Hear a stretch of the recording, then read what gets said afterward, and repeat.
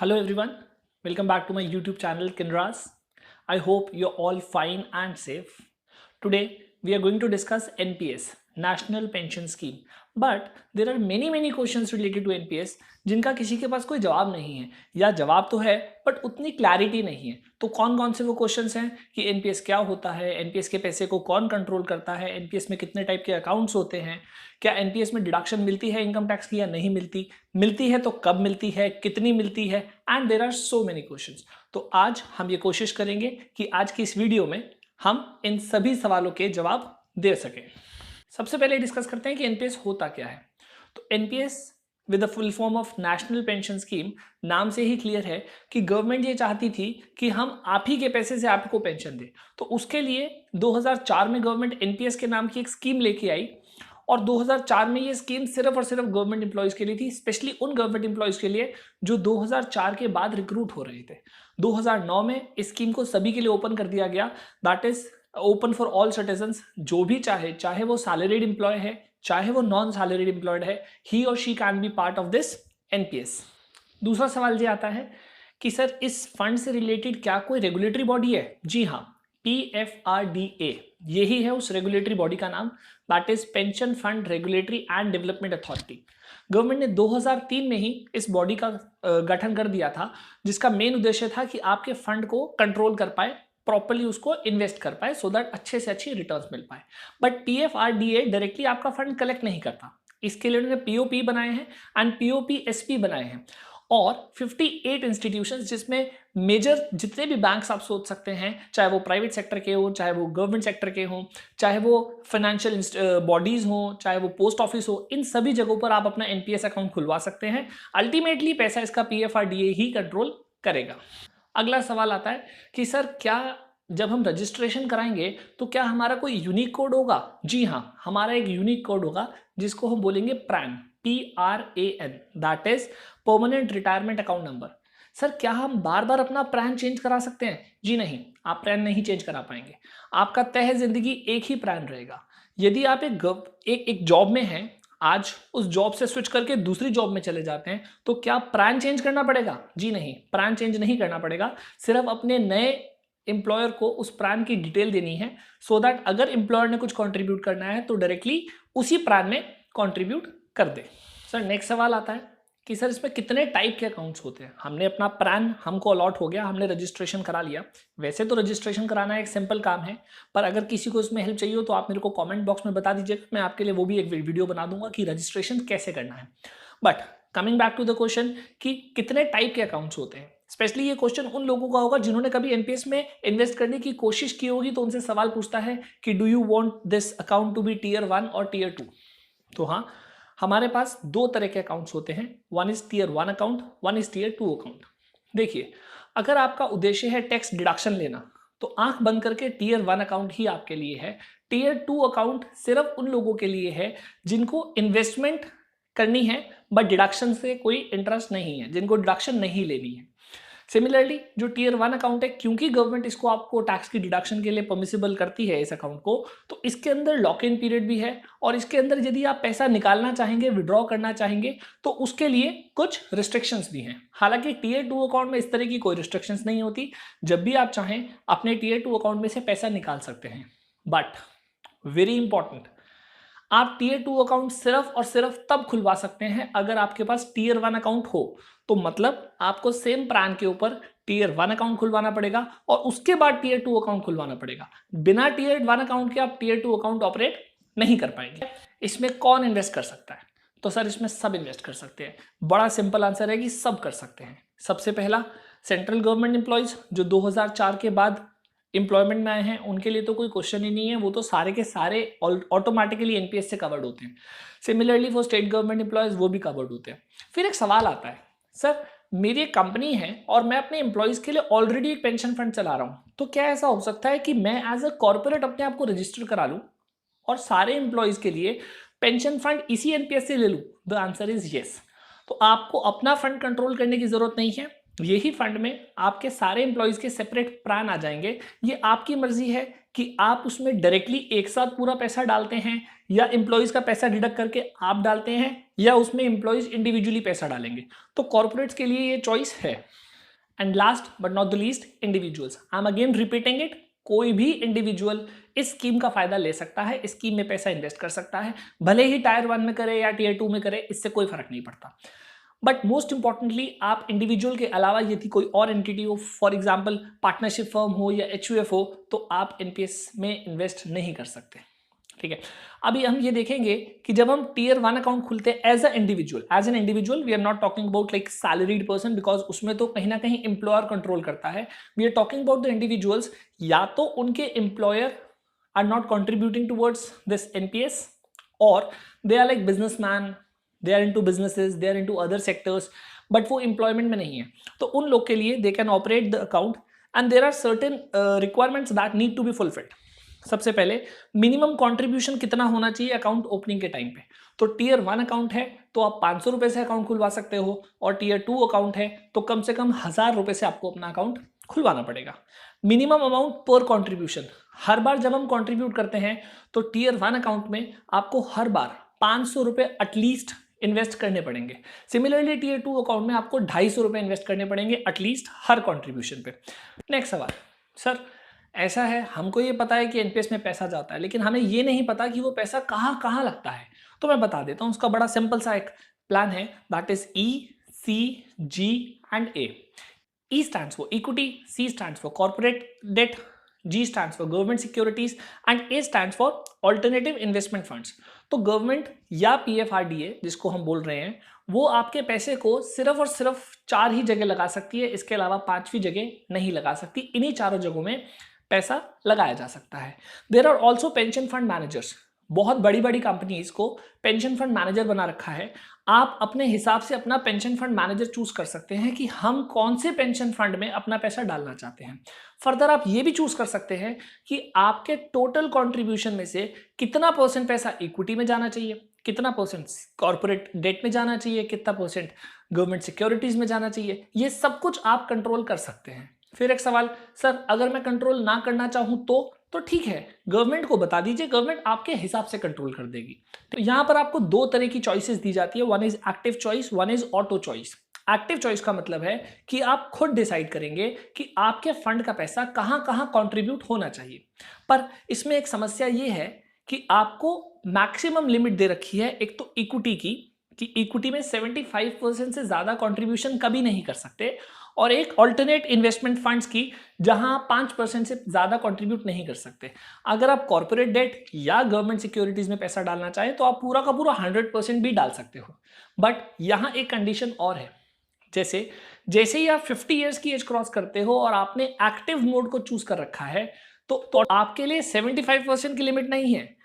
With every year 51 की as में आपके लिए मैक्सिमम इक्विटी की लिमिट हो जाएगी 72.5, 52 में इट विल बी 70, तो ये इट विल बी डिक्रीजिंग। तो आपकी जब तक एज 60 पहुंचेगी तो ये लिमिट ऑटोमेटिकली घट के 50% रह जाएगी। ठीक है ना।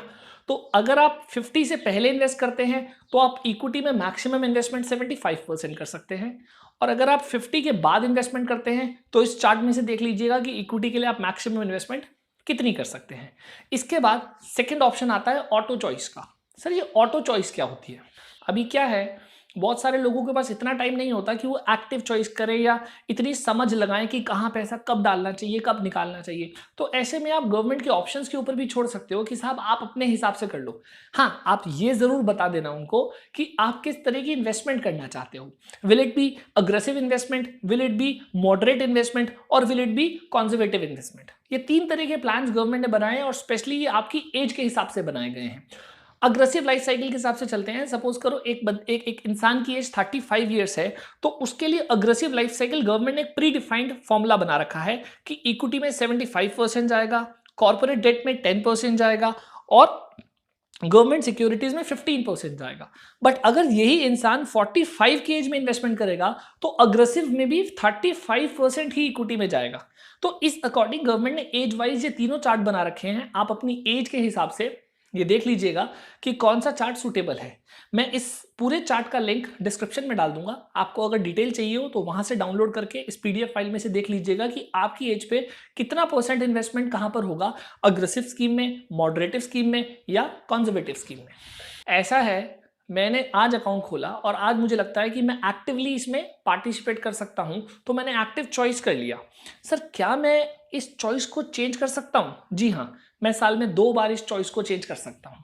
सर मैंने जब स्टार्टिंग में अकाउंट खोला था तो मैंने ये डिसाइड किया था कि LIC मेरा फंड मैनेजर रहेगा। सर क्या मैं during the year fund manager भी चेंज कर सकता हूं? जी हाँ, साल में एक बारी आप अपना फंड मैनेजर भी चेंज कर सकते हैं। एक और सवाल, सर क्या हमें डिडक्शन मिलेगी एनपीएस में कंट्रीब्यूट करने की? तो मैं आपको पहले क्लियर कर दूं, यदि आप टियर 2 अकाउंट की बात कर रहे हैं तो आपको कभी भी कोई भी डिडक्शन नहीं मिलेगी, because it is not meant for that. But यदि आप टियर 1 अकाउंट की बात कर रहे हैं तो आपको डिडक्शन मिलेगी, बट कंडीशनल मिलेगी। तो उसमें आपको देखना पड़ेगा कि आपने कितना कंट्रीब्यूशन किया है। ये थोड़ा सा कॉम्प्लिकेटेड है, तो मेरे साथ आप बने रहिएगा और इस डायग्राम की मदद से समझने की कोशिश कीजिए।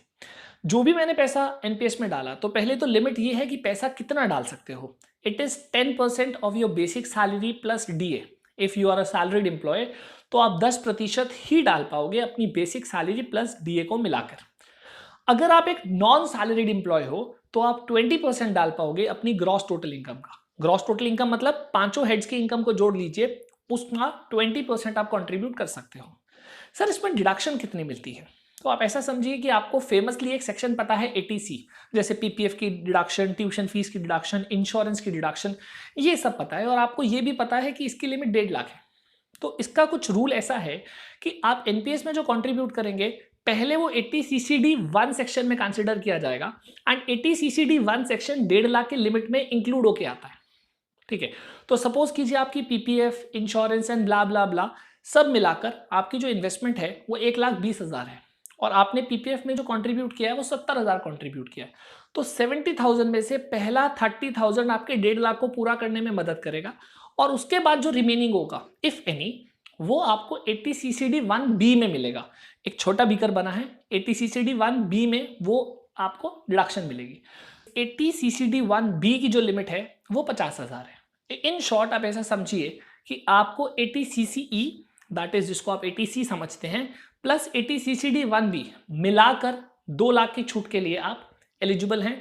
इससे ज्यादा छूट आपको नहीं मिल पाएगी। बट ध्यान रखिएगा 80CCD1B की जो 50,000 की डिडक्शन है वो सिर्फ और सिर्फ तब मिलेगी अगर आप ऑलरेडी 80C को फुल्ली एग्जॉस्ट कर चुके हैं एंड उसके बाद भी आपके इन्वेस्टेड पोर्शन बचा है। तो it is a little tricky, but हम इसको एक एग्जांपल की मदद से कर सकते हैं।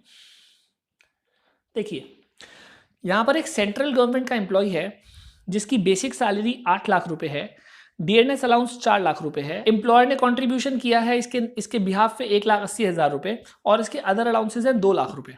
जो इन्होंने कंट्रीब्यूशन किया है उसमें पीपीएफ 20,000 रुपए, पीएफ 80,000 रुपए, इंश्योरेंस प्रीमियम 10,000 रुपए और contribution towards NPS that is employees contribution is 1,20,000।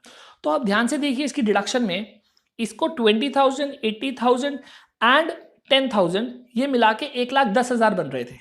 तो इसको 80CCD1 में जो डिडक्शन मिलेगी that will only be 40,000 because it will make it complete 1,50,000। तो उससे ज्यादा डिडक्शन इसको ऊपर नहीं मिल पाएगी।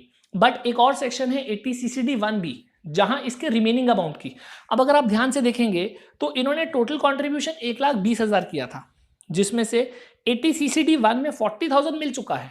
तो अभी भी 80,000 रुपए ऐसा है जिसकी डिडक्शन नहीं मिली और 80CCD1B की जो मैक्सिमम डिडक्शन मिल सकती है वो 50,000 मिल सकती है। तो वो डिडक्शन इनको मिल जाएगी, तो हिल बी एलिजिबल फॉर दैट। इसके आगे मैं एक और बात भी समझाना चाहूंगा। यदि एम्प्लॉयर कंट्रीब्यूट करता है, एम्प्लॉयर तभी कंट्रीब्यूट करेगा अगर एम्प्लॉयर ने एनपीएस स्कीम को ऑप्ट कर रखा है या फिर वो गवर्नमेंट है। जो एम्प्लॉयर कंट्रीब्यूट करता है वो ऊपर आपके इनकम में ऐड हो जाएगा एंड नीचे उसकी डिडक्शन मिलती है। The section is 80CCD2। लेकिन सेंट्रल गवर्नमेंट के केस में जो डिडक्शन मिलती है that is maximum 14% of your basic salary and deduction and other employees के केस में it is 10% of basic salary and deduction. तो इस एग्जाम्पल में ध्यान से देखिएगा, तो एम्प्लॉयर ने जो कंट्रीब्यूट किया था दैट वाज 1,80,000 रुपीज, बट जो नीचे डिडक्शन मिली है वो मिली है सिर्फ 1,68,000 की, बिकॉज उसका 14% इतना ही आ रहा था। तो I hope it is clear to you. If not, if you have any query you can comment me below, I will give you the answers for the same. Sir इसमें जो इंटरेस्ट एक्रू होगा year wise year, क्या वो interest भी exempt है? तो मैं पहले बताऊं कि जब स्टार्टिंग में एनपीएस आया था तो it was on the model of EEE, that is exempt exempt exempt. मतलब जब आप कंट्रीब्यूट करते थे तो आपको डिडक्शन मिलती थी, एग्जेम्प्ट होता था। फिर आप इंटरेस्ट कमाते थे, वो भी एग्जेम्प्ट होता था। फिर आप विड्रॉल करते थे, वो भी एग्जेम्प्ट होता था। But government has change this to EET, rather partial T. तो आपका जो कंट्रीब्यूशन होगा वो एग्जेम्प्ट होगा, जो इंटरेस्ट मिलेगा वो अब भी एग्जेम्प्ट होगा, साल दर साल आपके ऊपर कोई टैक्स नहीं लगाया जाएगा। बट लास्ट टी मींस जब आप विड्रॉल करोगे तो उसमें कुछ पोर्शन पे टैक्स लगाया जाएगा, जो कि हम अभी आगे डिस्कस करेंगे। Now discussing the exit rules and partial withdrawal, दोनों बहुत इंपॉर्टेंट टॉपिक है, इसके ऊपर लोगों को ज्यादा नॉलेज नहीं है, तो प्लीज इसको ध्यान से समझिएगा। एग्जिट रूल क्या होते हैं? एग्जिट रूल मतलब मैं अपना अकाउंट बंद करना चाहता हूं। इसमें भी दो ऑप्शन हो सकते हैं कि आप अपना अकाउंट 60 ईयर्स की एज से पहले बंद करना चाहते हैं या on the age of 60 years करना चाहते हैं। तो पहले डिस्कस करते हैं, यदि हम 60 ईयर्स की एज से पहले अपने अकाउंट को बंद करना चाहते हैं तो क्या कॉम्प्लिकेशंस आएंगी या क्या कंडीशंस आएंगी। कंडीशन नंबर 1, आप ऐसा सिर्फ और सिर्फ तभी कर सकते हैं यदि आपको अकाउंट चलाते हुए ऑलरेडी 10 साल हो गए हों। से फॉर एग्जाम्पल मैंने 25 की एज में एनपीएस अकाउंट खुलवाया, तो before 35 I can not opt to exit my account. Simple, clear है? 35 की एज पे मैं कर सकता हूं, बट अगेन मैंने 10 साल में पैसा कंट्रीब्यूट किया होगा, इट मस्ट अक्यूमुलेट, एक कॉर्पस इकट्ठा हो गया होगा। मैं जब एग्जिट करूंगा तो ये दो पोर्शन में एग्जिट होगा, first is lump sum, second is annuity. Annuity का मतलब मुझे पेंशन मिलेगी इसमें से। ओके, तो लमसम में कितना ले सकता हूं? It is maximum 20%। सपोज करते हैं कि 10 साल में मेरे अकाउंट में टोटल 20 लाख रुपए जमा हो गया, तो उसमें से मात्र 20% दैट इज 4 लाख रुपीज में लमसम ले सकता हूं। बाकी जो 16 लाख होगा that will be invested with the government, जिसमें से मुझे एक रिक्विजिट अमाउंट की पेंशन दी जाएगी मंथली। वो जो पेंशन मुझे मंथली मिलेगी वो 100% टैक्सेबल होगी as my normal income. Second case कि we are at the age of 60, तो what options do we have? Option number 1 we have is कि हम एट द एज ऑफ 60 अपना 60% पैसा लमसम निकाल लें और 40% पैसे को एज अ पेंशन पड़े रहने दें, वो पेंशन हमारे पास आती रहेगी। एक और बड़ा फेमस ऑप्शन ये है कि एक इंसान चाहता है कि 60 की एज पे भी मैं किसी के ऊपर डिपेंडेंट नहीं हूं, I am earning well. If you would like to contribute you can continue with this NPS account till the age of 70। आप 70 साल की उम्र तक कंट्रीब्यूट कर सकते हैं और 70 साल की उम्र तक ये अकाउंट की डिडक्शन आपको ऐसे ही मिलेगी जैसे पहले मिलती थी। मतलब you will be eligible for deduction even after 60 years of age. ठीक है। थर्ड पार्ट, एक इंसान कहता है कि सर मैं तो 60 ईयर्स के बाद अपनी 10 साल में लमसम निकालना चाहता हूं। अभी ऐसा मान के चलते हैं कि उसका 1 करोड़ का कॉर्पस इकट्ठा हो गया है, he is eligible for 60 lakh out of it. वो 60 लाख में से अपने 10 साल में जितनी इंस्टॉलमेंट बनाना चाहे उतनी इंस्टॉलमेंट में भी पैसा निकाल सकता है। So he has certain options once he reaches the age of 60। Now very important is partial withdrawal. तो पार्शियल विड्रॉल का क्या मतलब है?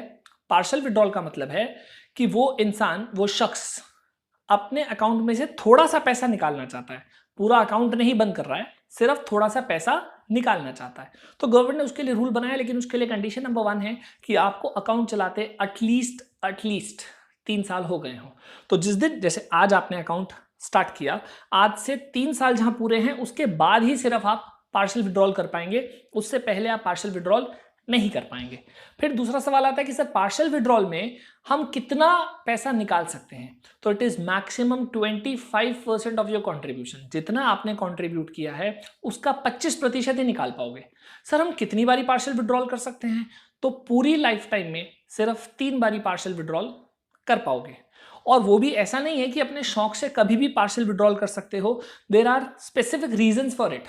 फॉर एग्जाम्पल, बच्चे की हायर एजुकेशन है, या बच्चों की शादी है, या अपना पहला घर बनाना चाहते हैं या खरीदना चाहते हैं, but it should be first house और फ्लैट एज द केस में भी, या फिर कोई क्रिटिकल इलनेस के केस में आप इस पैसे को विड्रॉ कर पाएंगे।